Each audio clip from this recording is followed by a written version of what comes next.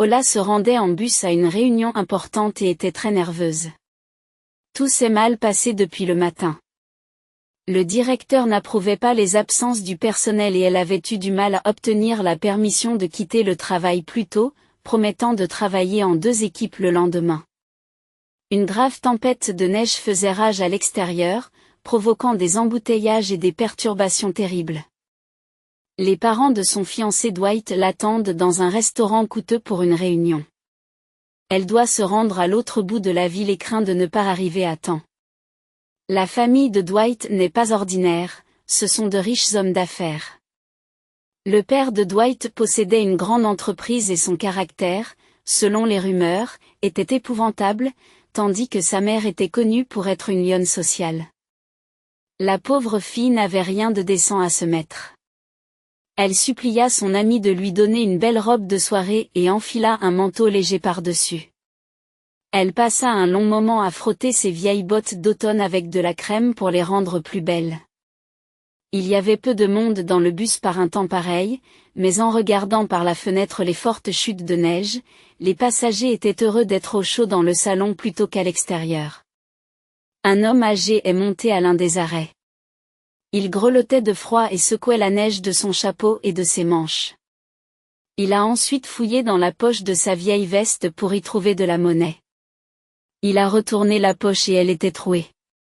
Il n'avait plus d'argent. Apparemment, il l'avait fait tomber. Le vieil homme se sentit gêné, baissa les yeux et se dirigea tranquillement vers le siège arrière, en espérant que le conducteur du bus ne le remarquerait pas. Mais il n'a pas eu de chance. La femme qui travaillait dans le bus depuis longtemps identifiait clairement les fraudeurs. Elle observe attentivement le passager âgé, dès qu'il s'assoit. Elle se précipite vers lui et lui demande à haute voix, « Monsieur, payez votre billet. Avez-vous une carte ou du liquide ?» Le vieil homme rougit et marmonne, « Désolé, s'il vous plaît, j'ai laissé tomber mon argent. Il y a un trou dans ma poche. Regardez, s'il vous plaît. Puis-je prendre 5 arrêts gratuitement ? S'il vous plaît. Et il neige si fort dehors. Je ne pourrai pas marcher. Il y a de la neige jusqu'aux genoux. » La conductrice du bus semble avoir attendu cette occasion pour déverser toute sa négativité sur le pauvre vieil homme. Elle s'est immédiatement mise à crier à tout le salon, « C'est reparti. J'entends ce genre d'histoire tous les jours. Soit vous payez, soit vous descendez au prochain arrêt. Quel culot! Vous n'avez pas honte ? Vous avez déjà l'âge et pourtant vous continuez à faire ça. Tout le monde essaie de monter sans billet. » Soudain, Ola a eu pitié de ce pauvre vieux et n'a pas pu le supporter plus longtemps. Elle s'approche du conducteur et lui dit, « Ne criez pas. Ne le mettez pas à la porte. Je vais payer son billet. Tenez, prenez-le. Laissez-le monter. Il fait froid et il neige dehors. Comment pourrait-il marcher ? » La conductrice du bus composa son billet et le tendit à Ola en grommelant. « Oh, quel bienfaiteur !» Ola s'assoit à côté du vieil homme qui commence à la remercier, les larmes aux yeux. « Merci beaucoup. Je m'appelle Greg Servito. Je ne m'attendais pas à un tel blizzard. Le matin était ensoleillé et calme. Et je vous rembourserai l'argent. Ne vous inquiétez pas, j'ai de l'argent à la maison. J'ai de l'argent à la maison. Je ne sais pas comment j'ai pu ne pas remarquer le trou dans ma poche. Oh, mon cœur commence à souffrir maintenant. Je suppose que c'est à cause du stress. » Ola sortit immédiatement de son sac à main un comprimé qu'elle portait toujours sur elle, car sa mère avait des problèmes cardiaques, et le donna au vieil homme. « Tenez. Mettez-le sous votre langue et laissez-le se dissoudre. Cela vous calmera. Ma mère l'a toujours. Vous savez quoi ? Je vais vous accompagner et vous raccompagner chez vous. Juste au cas où. Il y a un tel blizzard dehors. Je crains que tu ne puisses pas rentrer seule. Au fait, je m'appelle Ola. » Le vieil homme la regarda avec reconnaissance et commença à dissoudre le comprimé. Merci beaucoup. Il est rare de rencontrer des gens aussi gentils que vous, Ola. Beaucoup de gens ne se soucient pas de leurs propres parents âgés, et encore moins des étrangers. Pardonnez-moi. Je vous l'ai imposé. Vous avez probablement vos propres choses à faire. C'est même embarrassant, vraiment. Ola fait un signe de la main. En fait, oui, je vais à une réunion importante. Ils m'attendent déjà, mais peu importe. La vie d'une personne est plus importante. J'espère qu'ils me comprendront. La jeune fille avait dépassé son arrêt et était descendue avec Monsieur Servito, l'avait aidé à rejoindre son appartement, puis s'était calmée et avait couru jusqu'à l'arrêt pour arriver enfin au restaurant. Le téléphone ne fonctionnait toujours pas et la connexion n'était toujours pas assurée par un temps aussi mauvais. Ola a donc pris 1 heure de retard et est entrée dans le restaurant toute rouge et mouillée par la neige, qui lui a impitoyablement soufflé au visage. Son maquillage était bavé et coulant et il n'y avait plus aucune trace de sa belle coiffure. Elle commença à s'excuser. Bonjour. Excusez-moi, s'il vous plaît, d'être en retard. Des circonstances imprévues. J'ai dû aider le vieil homme à rentrer chez lui en toute sécurité à cause de la tempête de neige. Il n'y serait pas arrivé tout seul. Je reviens tout de suite. La mère de Tourite regarda sa montre d'un air mécontent et critiqua son retard. Il n'est pas convenable d'avoir 1 heure de retard, surtout lorsque des personnes respectées vous attendent. Qui sait ce qui peut se passer ensuite? Il était clair pour elle que la jeune fille n'était pas rompue aux bonnes manières. Tourite courut après Ola et commença à la réprimander dans le foyer pour son retard. Ola, que fais-tu? Mes parents sont furieux. Nous avions convenu de nous rencontrer à 3 heures. Où étais-tu passé? C'est vraiment déplacé d'être si en retard et c'est considéré comme de mauvaises manières dans la société polie. Ola tente de se justifier. Je ne l'ai pas fait exprès. Vous avez de la chance. Tu peux monter dans ton 4x4 et faire un tour. Chaud, beau et confortable. Et moi, j'ai dû prendre le bus pour traverser toute la ville. J'ai même aidé un vieil homme. Je ne pouvais pas le laisser dans le pétrin. Ma mère a aussi des problèmes cardiaques et je sais à quel point cela peut être dangereux. Tourite fait un signe de la main et répond, tu es toujours comme Mère Teresa. Quelqu'un d'autre aurait aidé. C'est bon. Dépêchez-vous, s'il vous plaît. Laura, la mère de Tourite, n'est pas ravie du choix de son fils. Elle n'approuvait pas le fait que son fils ait une relation avec une simple serveuse et qu'il vive dans un appartement miteux avec sa mère malade. Le père de Tourite était un homme plein de ressources qui avait connu une ascension professionnelle rapide et vertigineuse il y a 2 ans, devenant un homme d'affaires riche et respecté. Bien que de nombreux citadins ignorent d'où il tenait un tel capital de départ, sa réussite était indéniable. Monsieur Chester avait depuis longtemps choisi une fête rentable pour son fils, la fille du chef de leur partenaire commercial, Julia.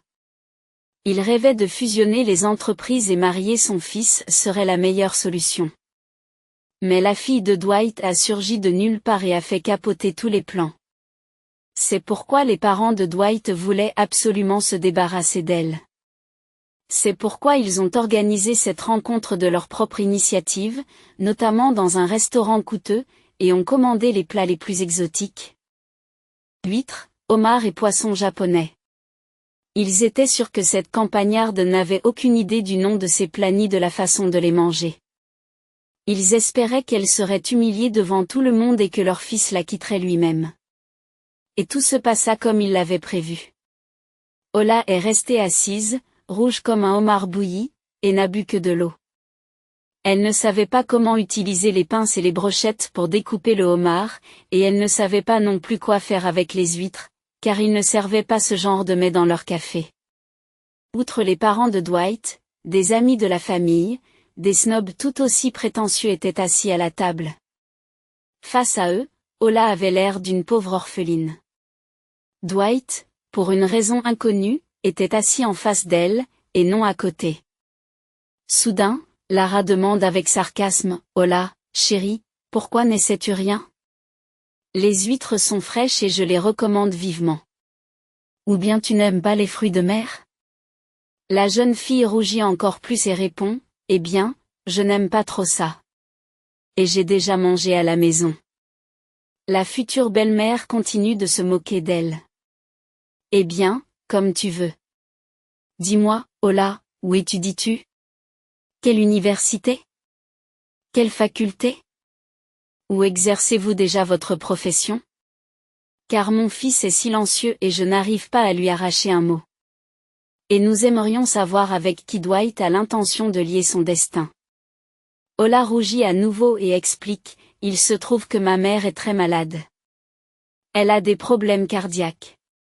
Elle a besoin d'une opération coûteuse pour remplacer la valve. Alors, après avoir terminé l'école, j'ai dû travailler pour l'aider. Je travaille actuellement comme serveuse dans un café, et je suis également coursière le week-end. Mais dès que ma mère ira mieux, j'envisage d'aller à l'université, à la faculté de pédagogie. Car j'aime beaucoup les enfants. » Après que les invités ont interrompu la conversation et fait remarquer avec sarcasme, « Et qu'allez-vous leur apprendre? À faire la vaisselle et à mettre la table? Bravo! Eh bien, Dwight, tu me choques vraiment. » Laura regarde son fils d'un air significatif et lui dit, « Sonny, tu es sûr que tu n'as rien mélangé? As-tu invité une mariée décente ou la première serveuse que tu as vue? » La femme sourit alors à Hola et lui dit d'une voix douce, « Chérie, si tu veux juste de l'argent, tu peux travailler chez moi comme bonne. Cela te conviendrait mieux que d'être la fiancée de notre fils, car je vois que tu n'as pas d'autre talent. » Hola voulait disparaître à travers le sol et regardait le marié avec espoir. Elle s'attendait à ce qu'il prenne sa défense et dise à sa mère impudique qu'il l'aimait et qu'elle n'était pas une servante, mais sa fiancée. Mais non, Dwight restait silencieux comme une souris. Il était en colère contre Hola. Il était gêné qu'elle se comporte vraiment comme une roturière. Il avait honte devant les connaissances influentes de son père. Maintenant, tout le monde allait commencer à raconter que Dwight Chester s'était mis à fréquenter une serveuse. Sa mère, très autoritaire, répondit pour lui, « Tu sais, Hola, nous ne te garderons pas, Dwight restera avec sa famille et tu partiras. Tu as trouvé ton chemin jusqu'ici, alors tu reviendras par tes propres moyens. Je te souhaite le meilleur. » Hola ne pouvait plus tolérer de telles moqueries et s'est enfuie de la table en larmes. Elle enfila à la hâte son manteau et se précipita hors de cet endroit détestable comme une folle. À l'intérieur, elle bouillait de douleur et de colère. Comment ont-ils pu faire cela? Pourquoi m'ont-ils insulté? Et Dwight, il n'a même pas dit un mot pour la défendre. Poule mouillée. Le fils à maman. Qu'ils aillent tous dans leur famille. Hola, en pleurs, rentra à peine chez elle et dut se frayer un chemin dans d'énormes congères. À moitié chemin, car les bus ne circulaient plus et les routes n'étaient pas déneigées. La neige est omniprésente. Dans son manteau et ses bottes, elle fondait et coulait à flots sur son corps, mais la jeune fille ne l'a même pas remarqué. Elle est entrée dans l'appartement, mouillée et gelée comme un glaçon, et s'est immédiatement jetée dans les bras de sa mère. « Maman, je me sens si mal. Tu te rends compte? Ils m'ont tous regardé comme si je n'étais personne ou de la poussière et franchement, ils se sont moqués de moi parce que j'étais serveuse. La mère de Dwight m'a appelée femme de ménage en disant que c'était la place la plus appropriée pour moi dans leur famille. Et Dwight ne m'a pas soutenue. Il ne m'a même pas ramenée chez moi. Il est resté assis en silence, comme si je n'étais pas sa fiancée mais un punching ball. Pourquoi m'ont-ils invité? Voulaient-ils me faire honte et faire de moi la risée de tous?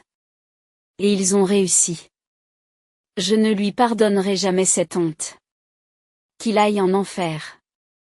Il vaut mieux être serveur que de se laisser marcher sur les pieds. Hélène caresse la tête de sa fille, la réconfortant du mieux qu'elle peut. Ne pleure pas, ma bonne fille. Cela me brise le cœur de te voir ainsi. Dieu les jugera tous.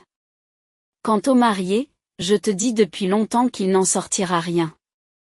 Tu n'es pas faite pour lui. Cela ne lui a rien coûté de t'amener et de te ramener à la maison pour que tu ne gèles pas, mais il ne l'a pas fait. Il n'a pas pris ta défense et ne s'est pas occupé de toi. Comment pouvez-vous construire un avenir avec lui? Si un homme aime vraiment une femme, il se donnera beaucoup de mal pour elle et ne laissera personne lui faire du mal. Ton père était comme ça. C'est dommage qu'il soit mort si jeune. Il n'a pas eu le temps de te remettre sur pied. Je lui faisais entièrement confiance. Et ce n'est pas une question d'argent. C'est la façon dont il m'a traité. Et si votre marié vous traite si mal maintenant? Que se passera-t-il à l'avenir? Prenons une tasse de thé avec de la menthe et de la confiture de fraises. Tu as tellement froid. Tu pourrais tomber malade. Calmons-nous. Orla serre sa mère et son mari dans ses bras. Merci, maman. Pour votre soutien, votre chaleur et votre tendresse, cela signifie beaucoup pour moi. Au fait, je ne vous ai pas raconté comment j'ai rencontré Monsieur Servito, l'homme âgé dans le bus. Le conducteur du bus voulait le jeter dans le froid parce qu'il avait perdu son argent. J'ai eu beaucoup de peine pour lui. Il était propre, soigné, mais simplement vieux. J'ai donc payé pour lui. Puis il s'est senti malade, alors je l'ai raccompagné chez lui. C'est pour ça que j'étais en retard à ce foutu restaurant. Si j'avais su qu'il me déshonorerait comme ça, je ne serais pas venue du tout. Hélène a félicité sa fille en lui disant, « Tu as fait tout ce qu'il fallait. Ne te fais pas de reproches. Tu dois toujours essayer d'aider les gens. Tout peut arriver dans la vie. Tu es une fille très intelligente et je suis fière de toi. Si je n'avais pas été malade, tu aurais déjà fait des études pour devenir enseignante. Et tu as très bien réussi à l'école. Tout ira bien pour toi, ma bonne fille. » Après cette soirée terriblement enneigée, Ola tombe malade et prend une semaine d'arrêt de travail pour cause de rhume. Pendant tout ce temps, offensée, elle ne décroche pas le téléphone lorsque Dwight l'appelle, et leur relation est presque réduite à néant. Un jour, après avoir travaillé 2 fois, Ola a emmené sa mère chez le médecin, où elle a rencontré le même vieil homme que dans le bus. Ils se sont serrés dans les bras comme de vieux amis. Quelle coïncidence! Comment allez-vous, monsieur Servito? Êtes-vous malade, vous aussi? J'ai amené ma mère chez le médecin. Maman, je te présente Greg Servito, le passager dont je t'ai parlé, et voici ma mère, Hélène. Monsieur Servito soupire lourdement et dit. Je ne vous l'ai jamais dit. Je suis allé sur la tombe de mon fils ce jour-là. C'était son anniversaire. Je devais lui rendre visite, d'autant plus que le temps était calme le matin et que rien ne laissait présager une telle tempête de neige. Paul s'occupait de la vente de biens immobiliers et avait beaucoup de succès. Il y a 2 ans, il a été assassiné. Paul se rendait à d'importantes négociations dans une autre ville. Son corps a été retrouvé dans une bande de forêt, complètement défiguré et brûlé au point d'être méconnaissable. Lorsqu'on me l'a annoncé, j'ai immédiatement fait une crise d'hypertension et je ne me souviens de rien de bon. Lors de l'identification, j'étais dans le brouillard. Je n'ai vu que la montre et la chaîne de mon fils. Ces documents se trouvaient à côté de la voiture. Je ne sais pas comment ni pourquoi je suis encore en vie. La seule consolation que j'ai, c'est d'aller sur la tombe de mon fils et de lui parler. Cela semble atténuer un peu la douleur. Malheureusement, ils n'ont jamais trouvé ces coquins. L'endroit était désert, il n'y avait pas de témoins et toutes les pistes étaient sans issue. Mon fils était pour moi le sens de la vie, la personne la plus chère. 2 ans ont passé et je n'arrive toujours pas à l'accepter. Je garde ses affaires, je ne touche à rien dans la chambre et je reste longtemps assise là. Ola est choquée, tout comme sa mère. Elles sont désolées pour cet homme âgé, qui a perdu son seul soutien dans la vie, son fils bien-aimé, et qui a du mal à joindre les deux bouts tout seul. Entre-temps, Monsieur Servito a suggéré, venez me rendre visite de temps en temps. Oh là, juste pour discuter. J'en serais ravie. La jeune fille est allée rendre visite au vieil homme le week-end suivant. Bien qu'elle et sa mère ne vivent pas richement, elle court au magasin et achète des biscuits, quelques provisions, voulant faire plaisir à Monsieur Servito, qui économise manifestement sur tout. Le vieil homme était heureux d'avoir une invitée et commença à s'affairer, à mettre la bouilloire sur le feu et à remercier la jeune femme. « Oh là, je suis très heureux que vous soyez venu. Pourquoi avez-vous tant dépensé ? Je suis même gêné, évidemment. » La jeune fille objecte, « Tout sera utile, Monsieur Servito. S'il vous plaît, mangez et profitez. Je comprends que vous ne puissiez pas vivre correctement avec une seule pension. » « Ne vous inquiétez pas, j'ai tout ce qu'il me faut, » répond le vieil homme. « Vous savez, après la mort de mon fils, une bonne somme d'argent est versée chaque mois sur ma carte de pension. Il est indiqué qu'elle provient d'un fonds de bienfaisance. Cela m'aide beaucoup. Il est difficile de croire qu'une telle chose est possible à notre époque. Asseyez-vous et prenez le thé. J'ai même du vrai miel, un ami apiculteur me l'a offert par gentillesse. Ola parle longtemps avec Monsieur Servito, qui lui montre une photo de son fils décédé. La jeune fille a regardé ce jeune homme agréable et souriant, et elle n'arrivait pas à croire qu'il n'était plus en vie. Il n'avait que 30 ans. Le vieil homme a parlé de sa vie et il était clair que la communication lui manquait beaucoup. Au fait, je suis enseignant de formation. J'ai enseigné les mathématiques à l'université toute ma vie. Beaucoup de gens se souviennent encore de moi et me connaissent, et ma femme Tammy a travaillé comme vendeuse. Elle était douée pour le commerce. Nous nous sommes rencontrés lorsque je venais acheter des légumes et du poisson. Elle m'a fait une telle publicité que je suis reparti avec un énorme sac. J'ai tout de suite aimé Tammy. Elle était comme le petit Pousset, petite, avec un rire de cloche et des boucles espiègles sur la tête. Nous vivions à Maham et nous ne nous disputions presque jamais. Mais Dieu ne nous a pas donné d'enfants avant longtemps. Au début, nous étions inquiets et nous avons couru chez les médecins. Mais comment était la médecine à l'époque ? Ils se contentaient de hausser les épaules. Puis, à l'improviste, lorsque nous avons eu 45 ans, Tammy est tombée enceinte. Elle n'arrivait pas à y croire. Elle pensait que c'était la ménopause. Tous les médecins, sans exception, ont déconseillé l'accouchement. Ma femme avait de graves problèmes de cœur, de vaisseaux sanguins et de vision. Mais Tammy a insisté, quoi qu'il arrive, elle a décidé que si Dieu lui donnait un bébé, elle devait le mettre au monde. Après tout, elle ne pouvait pas renoncer à son rêve de devenir mère. La grossesse a été difficile et elle s'en est sortie de justesse. Malheureusement, tout cela n'a fait qu'aggraver ses maladies chroniques. Notre fils grandissait, et ma femme et moi le chérissions de tout notre cœur. Mais ma femme était de plus en plus malade.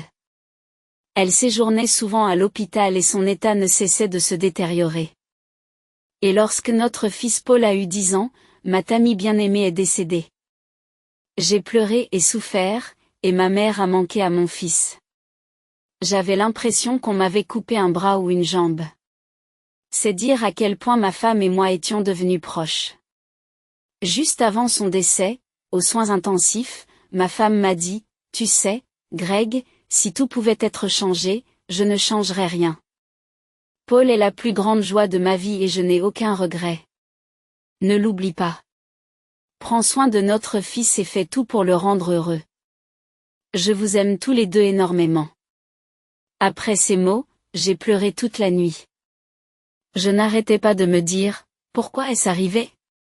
Certaines personnes ont 5 enfants et rien ne leur arrive.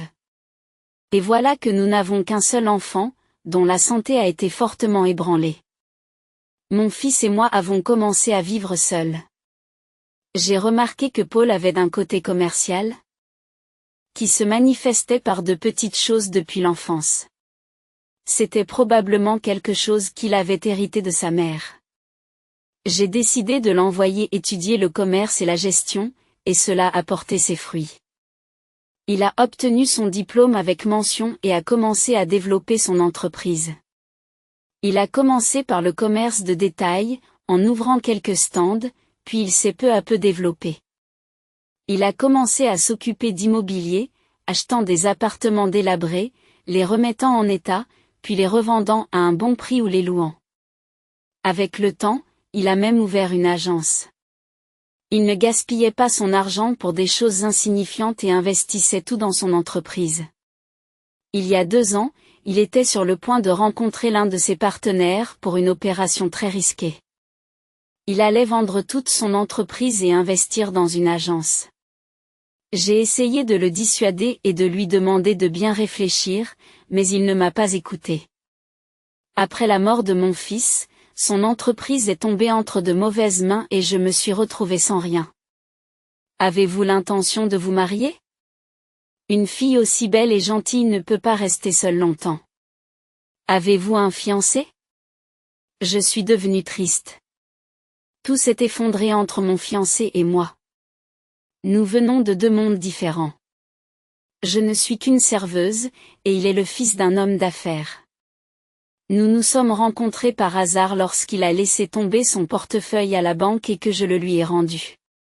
Il a été très surpris, disant que de telles choses n'arrivent pas à notre époque. J'ai tout de suite aimé Dwight. C'était mon premier amour et il n'était pas snob. Nous étions à l'aise ensemble. Mais ses parents étaient apparemment d'un autre avis. Ils ont organisé une réunion pour moi, dans un restaurant chic. Juste pour me faire honte. Et Dwight est resté assis comme une statue et n'a rien dit. Je ne peux pas lui pardonner ça. Et c'est comme ça qu'on s'est séparés. Est-ce que c'est de ma faute si ma mère est malade et doit être opérée? Et où suis-je censé trouver l'argent? J'ai dû travailler au lieu d'aller à l'université, alors que je rêvais de devenir enseignante. Mais je pense que j'économiserai assez d'argent pour aller à l'université, même si ce n'est que quelques années plus tard. Monsieur Savito a levé les mains. Tu es une fille tellement sage et intelligente, Ola. Bien plus que ton âge. Tu fais tout ce qu'il faut. Et ne t'inquiète pas pour ton fiancé. Cela signifie simplement qu'il ne t'aimait pas vraiment. Sinon, il ne t'aurait pas laissé partir. Ils discutèrent longtemps, au moment de partir, Ola proposa de se rendre ensemble sur la tombe la prochaine fois. Le vieil homme est ravi. Bien sûr, j'en serai ravi. Merci pour tout, Ola. Je me sentais si seule après la mort de mon fils. Mais maintenant, je vous ai rencontrés, toi et ta mère. Et c'est plus facile pour mon âme. C'est bien d'avoir quelqu'un à qui parler. Le week-end suivant, Ola et Monsieur Savito se sont rendus ensemble sur la tombe de Paul, comme ils l'avaient prévu. Le cimetière était désert, surtout en hiver. Le silence était inquiétant et le seul bruit était celui de la neige qui crissait sous leurs pieds. Soudain, ils aperçoivent de loin un homme de grande taille qui se tient près de la tombe de Paul. Il avait les mains dans les poches de sa veste et portait une capuche. Monsieur Savito se mit à avancer plus vite. Quelque chose de subtilement familier lui semblait dans la silhouette de cet homme. En se rapprochant, il demanda, « Bonjour, qui êtes-vous? Connaissez-vous mon fils? Dis-moi, je t'en supplie. » L'homme rejette vivement son capuchon, révélant une profonde cicatrice sur sa joue. C'était Paul lui-même, vivant et indemne. Monsieur Savito ne peut que murmurer, « Oh mon Dieu! Mon fils! Je n'en crois pas mes yeux! Tu! Mais comment? » Et le vieil homme tomba inconscient dans la neige. Ola et Paul se sont précipités pour aider le vieil homme. Ils lui ont frotté les joues avec de la neige et ont déboutonné le col de sa veste. Heureusement, Monsieur Savito commença à reprendre ses esprits. Voyant son fils, il se mit en croix, prudemment, lui toucha la main en s'exclamant, « Tu es vraiment vivant. Paul, mon fils. » Mais alors, qui gît ici depuis 2 ans? Qui ai-je pleuré? Qui ai-je enterré? Comment cela est-il arrivé? Où étais-tu pendant tout ce temps? L'homme prit son père dans ses bras, le serra contre lui et resta là un long moment. Les larmes coulent sur ses joues et il murmure, « Pardonne-moi, papa. Je n'ai pas pu te laisser savoir ce qui m'était arrivé plus tôt, même si j'ai essayé de le faire. Mais tu m'as tellement manqué. Rentrons à la maison. Là-bas, nous parlerons de tout. C'est une très longue histoire. » Ola se sentit mal à l'aise et pensa qu'il s'agissait d'une affaire de famille. Bon, je vais y aller. Vous avez probablement besoin d'être seuls tous les deux. On n'a pas besoin de moi ici. Mais Paul l'arrête. Non, Ola. Tu devrais être ici. Et bientôt, tu comprendras pourquoi. Ne t'étonne pas. Je connais ton nom. J'ai suivi de loin la vie de mon père. Ce que je vais te dire te concerne directement. La jeune fille se demanda comment la vie de parfait inconnu pouvait la concerner, et Paul commença son long récit alambiqué. Souviens-toi, papa, ce jour fatidique, j'ai participé à d'importantes négociations. J'avais l'intention d'avoir un nouveau partenaire. À la station-service, un type, mince et à l'allure tranquille, m'a demandé un chemin. Pour une raison quelconque, il s'est assis derrière moi. Je lui ai dit, « Qu'est-ce que tu fais? C'est inconfortable derrière. Asseyez-vous devant. » Mais il s'est contenté de faire un signe de la main et de dire, « Je veux faire une sieste. » Je n'ai pas dormi de la nuit. En chemin, nous avons traversé un bosquet et mon compagnon, Igor, a demandé à s'arrêter. Il avait des crampes d'estomac et n'en pouvait plus. J'ai donc quitté la route, je me suis enfoncé un peu dans les bois et j'ai coupé le moteur. C'est alors que cette crapule m'a attaqué par derrière avec une corde. J'en porte encore la cicatrice. Je me suis d'abord débattu, mais la lumière s'est éteinte. C'est tout, je ne me souviens de rien d'autre. Je me suis réveillé quelques heures plus tard sur le sol mouillé. Du sang coulait d'une plaie sur mon flanc, tout abîmé. De plus, un tas de broussailles de pin était sur moi. Il m'a enterré là, vivant. J'ai cru que j'étais mort. Et une telle colère m'a envahi. Je me suis dit, non, je ne veux pas mourir pour rien. Je ne mourrai pour rien au monde tant que je n'aurai pas découvert qui m'a fait ça. J'ai commencé à sortir de là d'une manière ou d'une autre, en rampant, sans savoir où, toute la nuit, dans une douleur atroce. J'ai perdu connaissance plusieurs fois. Puis j'ai repris mes esprits et j'ai recommencé à ramper. Le matin, un gros chien s'est approché de moi en courant et a commencé à hurler étrangement. J'ai pensé avec certitude que ma fin était arrivée. J'ai fermé les yeux, je suis resté allongé, j'avais peur de bouger et j'ai prié. Seigneur, aide-moi. C'est alors que le garde-chasse s'est précipité sur moi en poussant un hurlement de chien, m'a jeté sur son épaule et m'a porté jusqu'à sa hutte.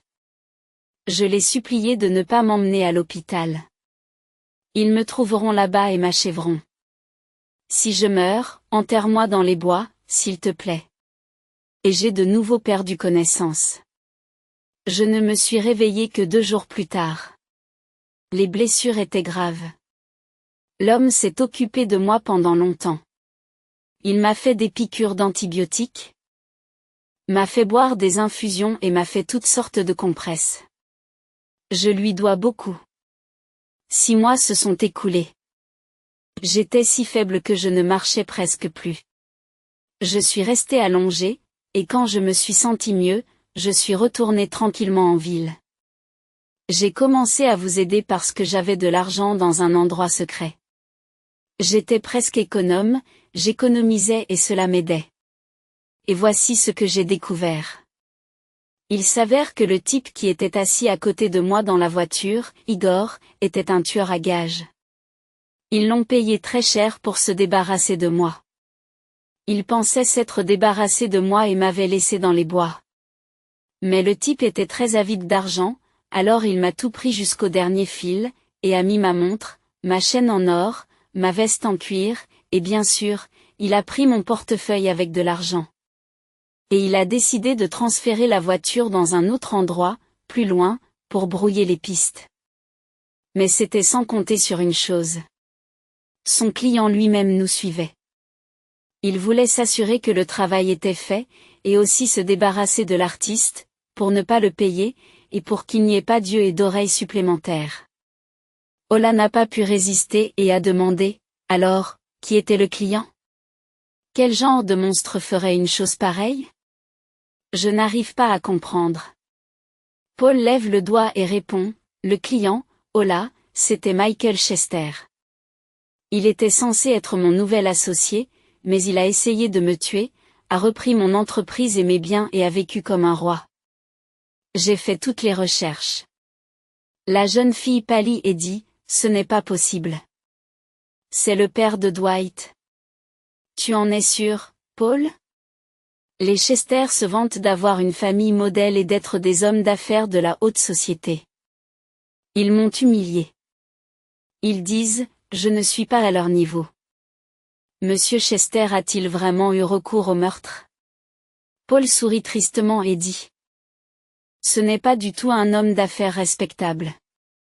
Je ne le savais pas à l'époque, mais il m'a proposé un projet intéressant sur lequel nous devions travailler ensemble, et je suis tombé dans le panneau.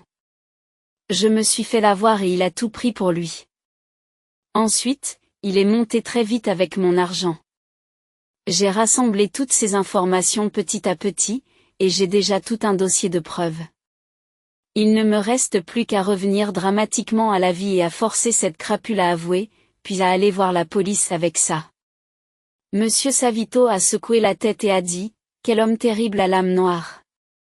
Comment peut-on vivre en paix en sachant qu'il est impliqué dans la mort de 2 personnes? Tu as raison, mon fils. Nous ne pouvons pas en rester là. Il doit être puni pour toutes ses actions. Je sais comment faire, dit soudain Ola, je vais aller directement à son bureau et lui dire que j'ai une conversation importante à avoir à propos de moi et de son fils. Puis je dirai que j'ai vu Paul vivant et en bonne santé, et que je sais tout. J'enclencherai l'enregistreur et je verrai sa réaction. Après cela, nous irons à la police. Monsieur Savito agite les bras et dit, non, Ola, ne fais pas ça. S'il te plaît, ne t'implique pas dans cette terrible histoire. C'est très risqué. Tu pourrais être en danger, car un tel type ne recule devant rien. Mais la jeune fille répondit vivement, ces gens m'ont offensé sans raison. Ils se sont moqués de moi, et mon fiancé s'est même détourné. Je ne peux donc pas rester sans rien faire. Je veux le regarder dans les yeux. Ola, dit Paul, je vous remercie de votre engagement. Tu es une fille très bonne, gentille et ouverte. Mais je ne peux pas te laisser prendre des risques. Je m'oppose catégoriquement à cette idée téméraire. Je ne me suis pas dévoilée si longtemps pour rien. J'ai rassemblé des preuves, donc même sans les aveux de Michael. J'ai encore assez de preuves. Et cette crapule n'aura que ce qu'elle mérite. Si la police commence à traîner les pieds, j'irai au bureau du procureur. Je n'aurai de cesse que Michael Chester ne soit derrière les barreaux, que je ne rétablisse mon nom honnête et que je ne récupère mon capital. Je l'ai gagné à la sueur de mon front. Merci beaucoup d'avoir aidé mon père à l'époque et de l'avoir soutenu. Nous resterons amis, mais je m'occupe d'abord de tout. Paul prend l'affaire en main avec beaucoup d'enthousiasme. Il a eu beaucoup de chance que cette affaire difficile et alambiquée soit tombée entre les mains d'un enquêteur expérimenté. Celui-ci n'a pas accepté de pot de vin et a fait son travail consciencieusement. C'était un policier très minutieux et persévérant. Il a insisté pour qu'il y ait une confrontation entre Paul et Michael parce que l'homme d'affaires niait son implication dans l'histoire. Lorsque Paul est entré dans le bureau de l'enquêteur, le visage de Michael s'est transformé, comme s'il n'avait pas cru jusqu'au bout que Paul avait vraiment survécu. Il a vu de ses propres yeux comment Igor l'a tué avec un couteau. Paul sourit d'un air malicieux et dit, « Eh bien, bonjour, cher partenaire. Je ne m'attendais pas à une telle tournure des événements. Je pensais que tu m'avais tué et que tout était fini. Avez-vous profité de votre vie avec mon argent? Maintenant, il faut que justice soit faite. Michael Chester a l'impression que son esprit s'embrouille. Il se croisa et murmura, « Ce n'est pas possible. Va-t'en, esprit maléfique. Tu es mort. J'ai vu ton corps. Tu ne pourras rien prouver. C'est n'importe quoi. » Paul sourit encore plus, « Tu n'es pas tout-puissant. Mes gens témoigneront au tribunal et confirmeront que tu t'es approprié illégalement l'entreprise. Et le chasseur qui m'a trouvé dans les bois est déjà en train de témoigner. Pourquoi as-tu eu besoin de tout cela? C'était juste pour l'argent? » Michael sourit soudain. « Vous ne prouverez rien. Je ne signerai rien. Mes avocats me relâcheront quand même. » S'ensuivent de longs procès et enquêtes. Au tribunal, le garde-chasse et sa femme témoignent, ainsi que quelques employés fidèles, qui n'ont pas cédé au nouveau propriétaire et sont au courant de ses sombres agissements. Les audiences durent plusieurs mois. L'enquêteur méticuleux, tel un bulldog, s'est accroché à Michael Chester et a déterré de nombreux faits intéressants, en plus de cette affaire sanglante. Au total, Michael Chester a été condamné à 15 ans de prison et à la confiscation de tous ses biens et affaires volés, qui ont été restitués à juste titre à Paul. Monsieur Servito a retrouvé le sourire lorsque son fils est revenu vivant. Il a même rajeuni. La vie avait de nouveau un sens. Ola continue de travailler avec diligence, rassemblant tout l'argent nécessaire à l'opération. L'état de sa mère s'aggrave et elle est admise au service de cardiologie.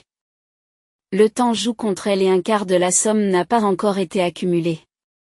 La jeune fille est déjà au bord du désespoir. Elle était amaigrie, manquait de sommeil et était partagée entre son travail et les visites qu'elle rendait à sa mère à l'hôpital pour essayer de lui remonter le moral. Un jour, alors qu'elle terminait son service au café, elle a reçu un appel inattendu de l'hôpital. Le cœur de la jeune fille s'affaisse et semble s'arrêter complètement. Les pensées se bousculent dans sa tête. C'est fini. Mais l'infirmière lui dit rapidement, « Ola, l'opération de ta mère a été entièrement payée et approuvée. Nous la préparons pour demain. Pourriez-vous venir signer les documents? » Ola n'en croit pas ses oreilles. Comment? Payé par qui? C'est une somme énorme, n'est-ce pas? L'infirmière répond avec incrédulité. Je pensais que vous le saviez. L'homme ne s'est pas présenté. Il préfère l'anonymat. Mais quoi qu'il en soit, c'est merveilleux et très opportun. Il n'y a plus de temps à perdre. L'état est critique. La jeune fille a presque crié, « Je suis déjà en route. » Merci beaucoup pour ces nouvelles. Ola était dans le bus et se demandait qui pouvait bien être ce magicien. Dwight ne pouvait certainement pas l'être, et c'est alors qu'elle a compris. Paul, c'est bien lui. Il n'y a personne d'autre, n'est-ce pas? Les mains tremblantes, la jeune fille compose son numéro et s'écrie presque, « Paul, mon cher, tu es mon sauveur. Je vous remercie. Je savais que c'était vous qui aviez payé l'opération de ma mère. Personne d'autre n'en est capable. Je vous suis redevable à jamais et je vous donnerai tout ce que j'ai. J'ai une partie de l'argent, et le reste, je le paierai en plusieurs fois. » L'homme l'interrompt et lui dit, « N'y pense même pas. Votre argent sera toujours utile pour la rééducation de votre mère. Vous ne me devez rien. Cela vient du fond de mon cœur. Je souhaite à votre mère un prompt rétablissement. Après tout, vous avez aussi aidé mon père et l'avez soutenu dans un moment difficile, sans penser à vous. » L'opération a réussi et Hélène a commencé à se rétablir. Ola s'est absenté de son travail et a passé tout son temps au chevet de sa mère, l'aidant à se rétablir plus rapidement et la soutenant. Paul était également présent, ne quittant pas la jeune fille. Ils sont devenus très proches, ont beaucoup parlé et se sont liés d'amitié. Même si Paul se surprenait de plus en plus à penser qu'il aimait vraiment cette fille douce, gentille et réceptive, lorsqu'elle le regardait avec ses immenses yeux verts et ses grands cils duveteux, quelque chose se retournait dans son âme, et cela devenait si chaud et si bon qu'il voulait être à ses côtés, protéger et prendre soin d'Ola, et ne pas se séparer d'elle un seul instant. Il se passait aussi quelque chose d'inimaginable pour la jeune fille. Elle se regardait souvent dans le miroir, se soignait, voulait devenir plus belle. Pour plaire à Paul. La différence de 10 ans entre eux n'est pas du tout ressentie. Elle ne remarque même pas la cicatrice sur son visage. Pour Ola, Paul était comme un chevalier, comme l'homme idéal. Paul se plonge dans les affaires. Il devait rattraper tout ce qu'il avait manqué en 2 ans. Mais plus il travaillait dur, plus il se surprenait à penser que cela ne lui apportait pas la motivation et la satisfaction, comme c'était le cas avant l'attaque, et maintenant après sa rencontre avec Ola. Il ne désirait qu'une chose, plus que tout au monde, avoir une famille solide, avoir des enfants, pour que non seulement son père, mais aussi une femme aimée et aimante, l'attendent après le travail. Ola termina son service au café, épuisé au plus haut point. Ses jambes bourdonnent encore. Soudain, Paul entra dans le café avec un énorme et magnifique bouquet de roses pourpres. Il s'approcha de la jeune fille stupéfaite et lui tendit le bouquet. « C'est pour toi, Ola. Tu es aussi belle que ces roses. J'ai réalisé que je ne pouvais pas vivre sans toi. Je veux être là pour toi et toujours te soutenir. Je t'aime. Veux-tu m'épouser et devenir ma femme ?» Ola est restée sans voix, des larmes coulant sur son visage. Elle les ravale et acquiesce d'un signe de tête. Puis Paul s'approcha d'elle, lui prit la main et l'embrassa doucement, la serrant contre lui comme le plus précieux des trésors. Les visiteurs et les filles de la cuisine ont applaudi. C'était tellement sincère et touchant. Ola se changea rapidement pour enfiler une tenue plus confortable et monta dans la voiture avec Paul. Elle poussa un soupir de soulagement et s'amusa à étirer ses jambes fatiguées. L'homme lui dit, « Tu ne travailleras plus ici à partir de demain. Et plus de petits boulots. Tu vas te ruiner comme ça.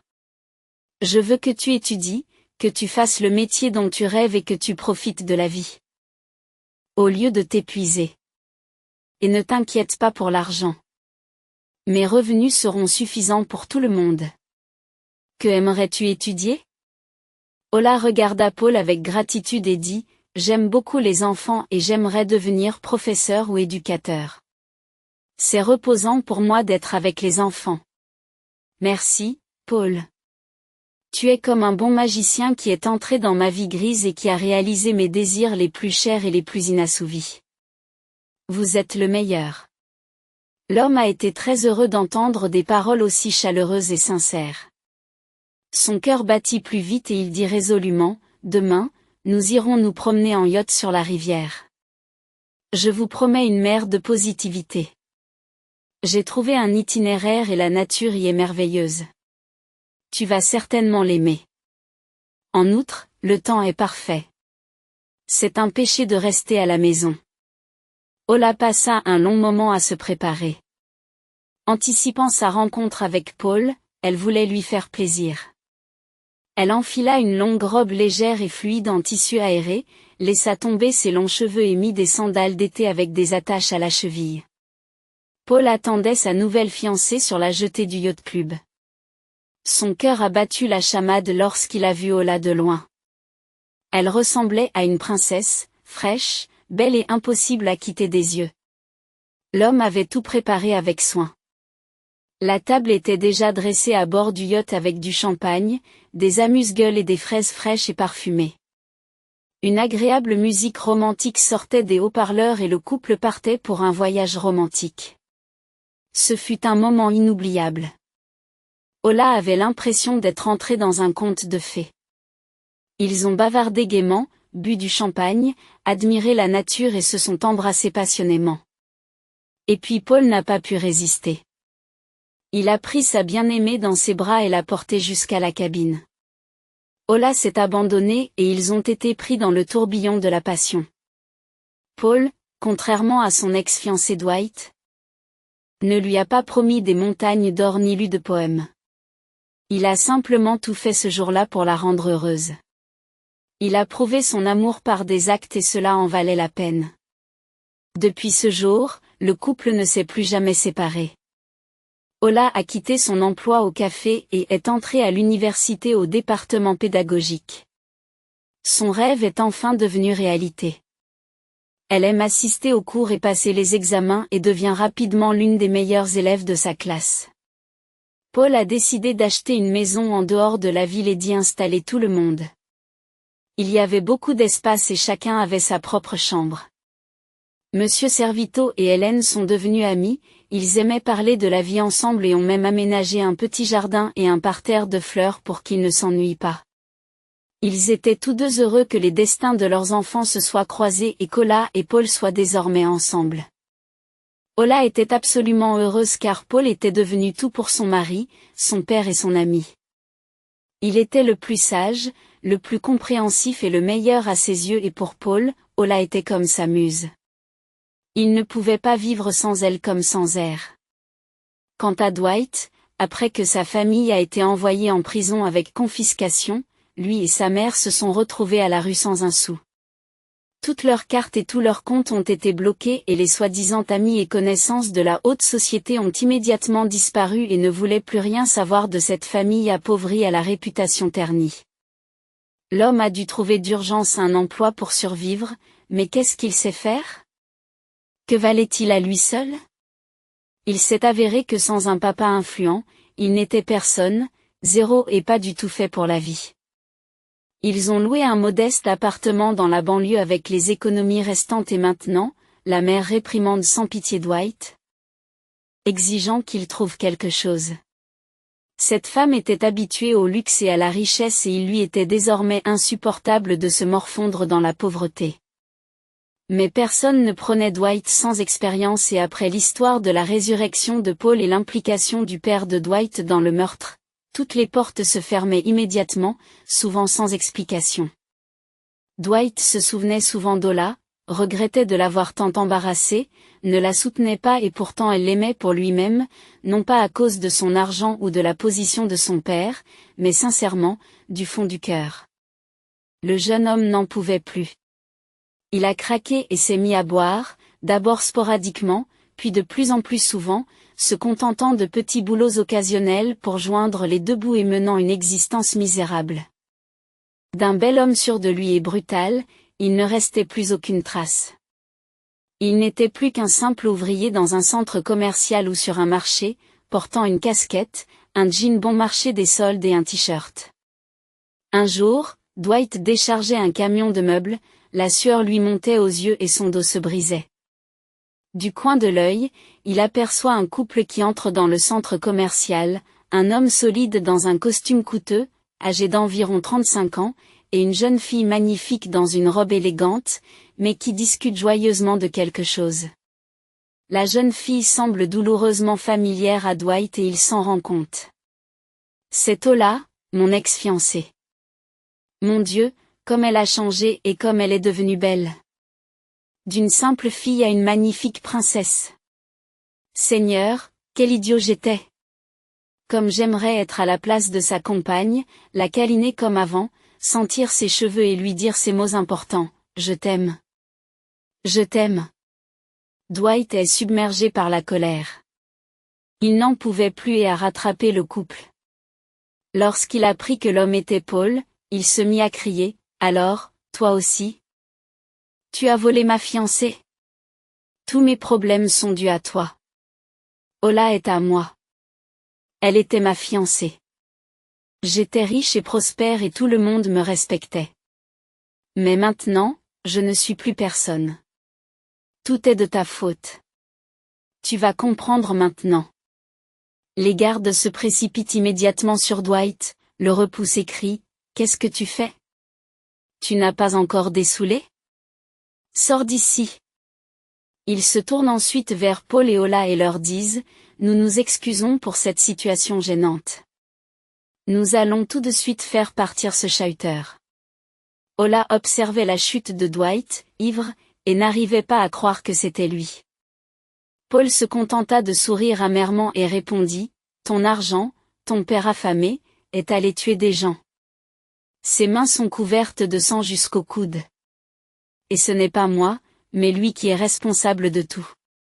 Et oublie Ola pour toujours. Tu l'as toi-même repoussé, chassé et offensé. Alors mords tes coudes, loser. Ola est maintenant ma femme. Nous nous sommes mariés. Et nous sommes heureux. Mon conseil est de ne pas chercher le coupable. Commence par toi-même. Change-toi de l'intérieur. Réalise tout toi-même et prouve que tu vaux quelque chose. Alors la vie, comme tu le verras, s'améliorera. Viens, Ola. Nos parents nous attendent à la maison. Dwight était rempli de colère et de ressentiment. Il sortit du centre commercial en courant et se précipita vers le premier bar. Il comprenait que Paul avait raison sur toute la ligne, mais il n'arrivait pas à se défaire de son addiction à l'alcool. Et il n'en a pas envie. Ola, quant à elle, se blottissant le soir contre son mari bien-aimé et écoutant son souffle régulier, se disait souvent, c'est comme ça que ça se passe. Une rencontre fortuite dans un bus a changé toute ma vie. Une coïncidence ou le destin, après tout, sait-on jamais. L'essentiel, c'est que maintenant je suis absolument. Douce musique de piano,